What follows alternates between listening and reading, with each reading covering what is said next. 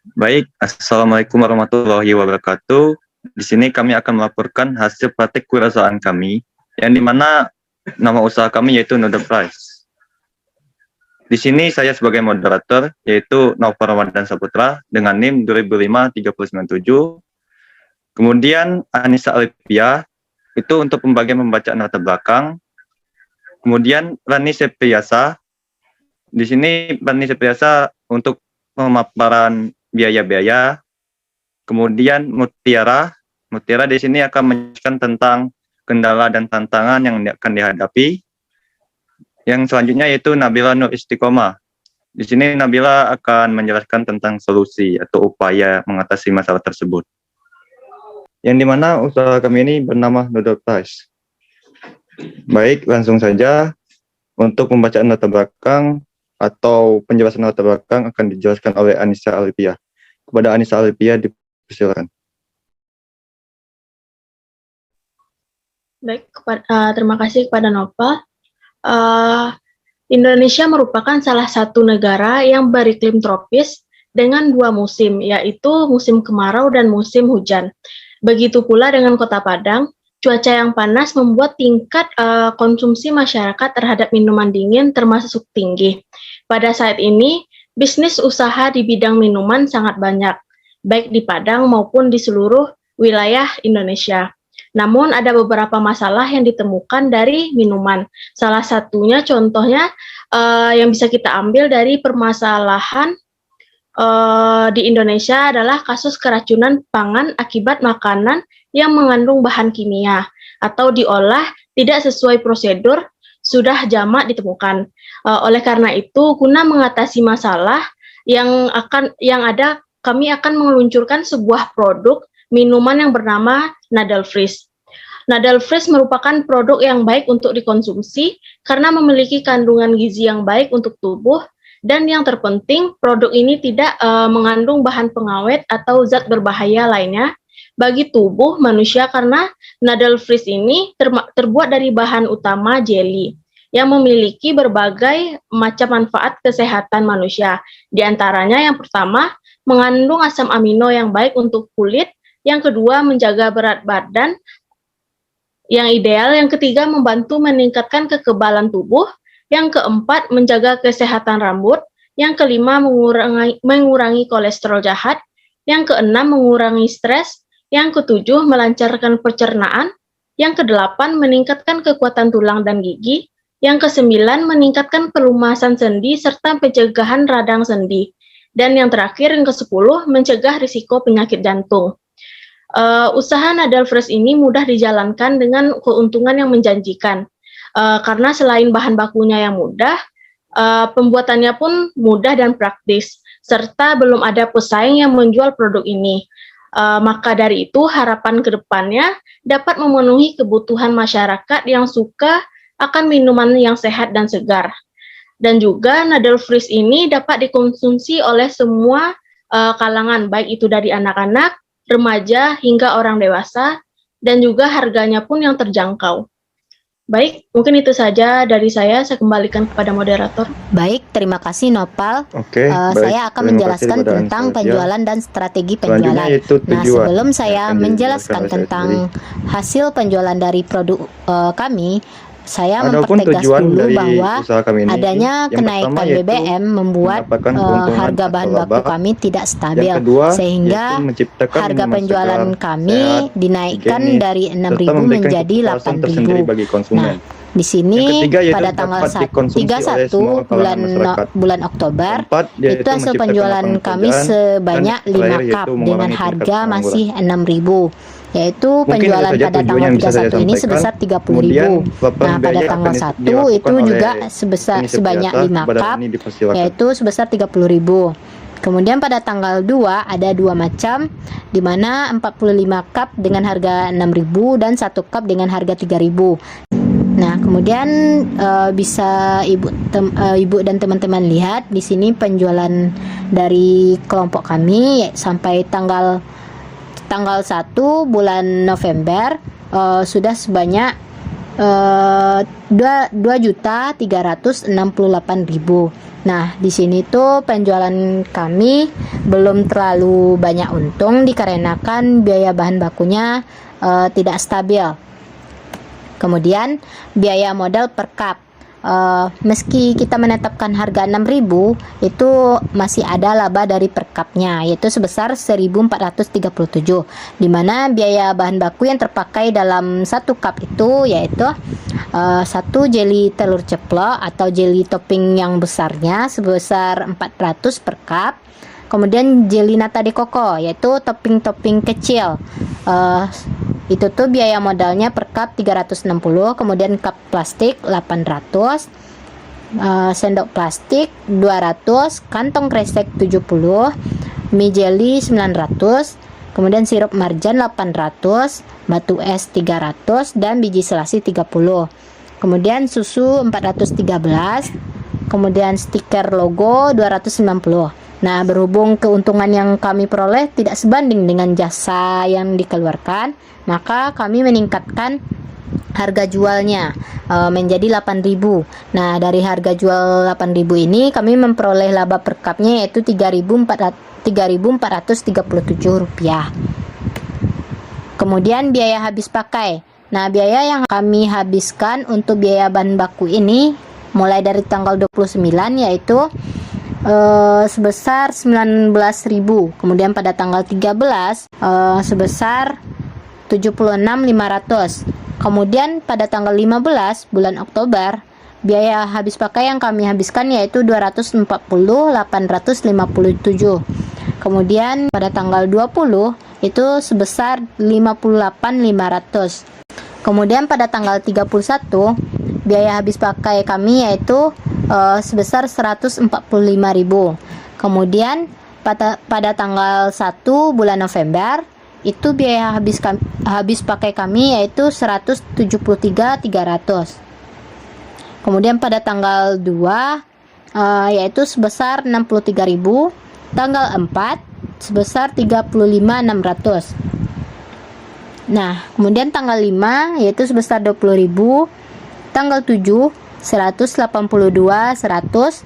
Kemudian tanggal 11 sebesar 66.860. Tanggal 12 itu 14.000. Kemudian terakhir tanggal 28 yaitu gula sebesar 28.000. Nah, dari tanggal 30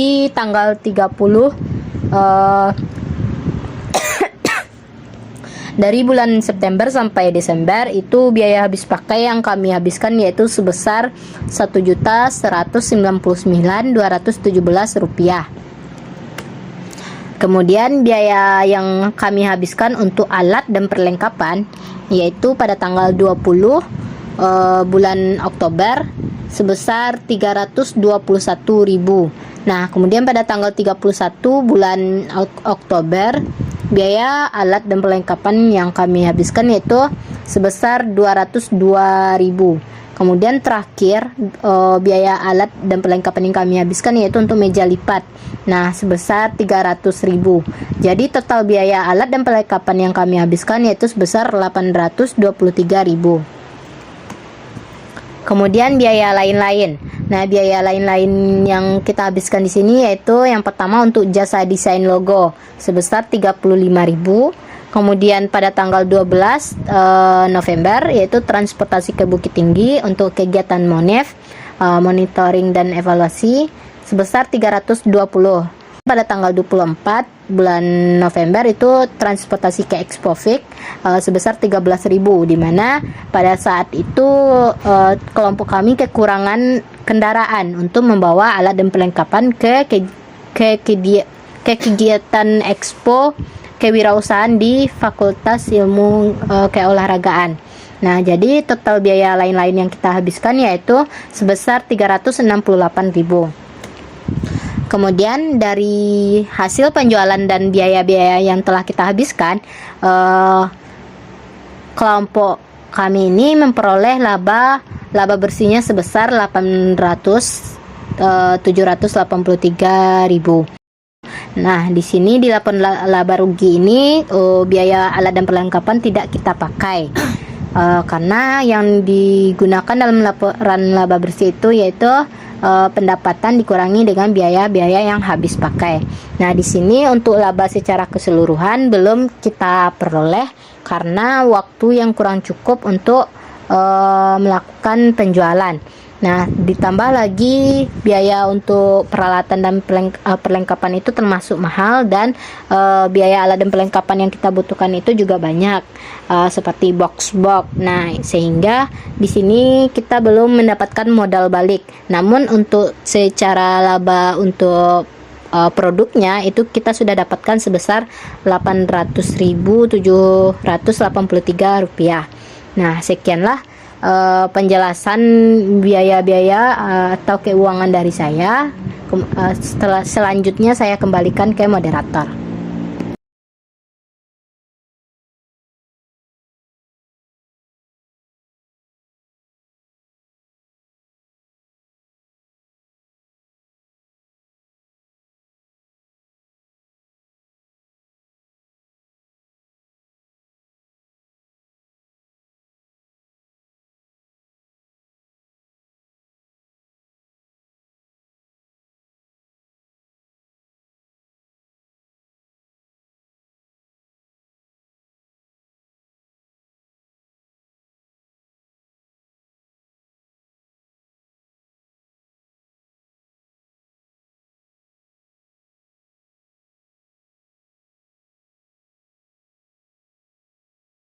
Oke, baik. Terima kasih kepada Rani Septiasa telah memaparkan tentang biaya-biaya yang dikeluarkan dan juga biaya yang masuk.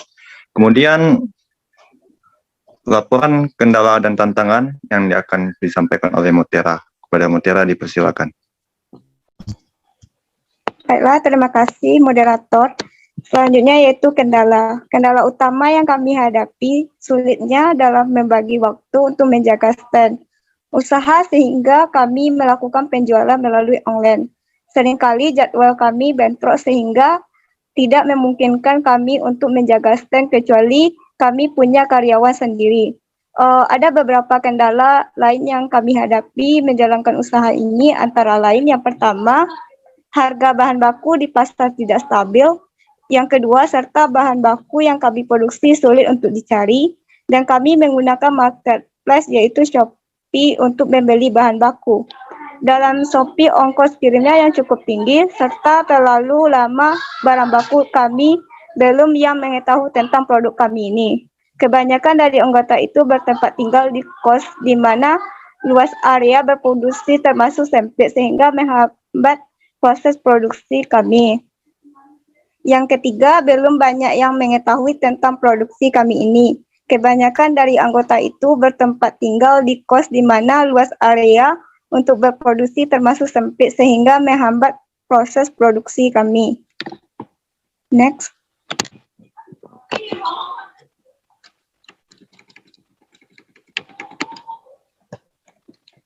Tantangan yang kami hadapi dalam menjalankan usaha ini, yang pertama yaitu selalu dihantui rasa takut. Karena produk yang kami jualkan tidak sesuai dengan lidah konsumen dan kemasan yang tidak menarik konsumen.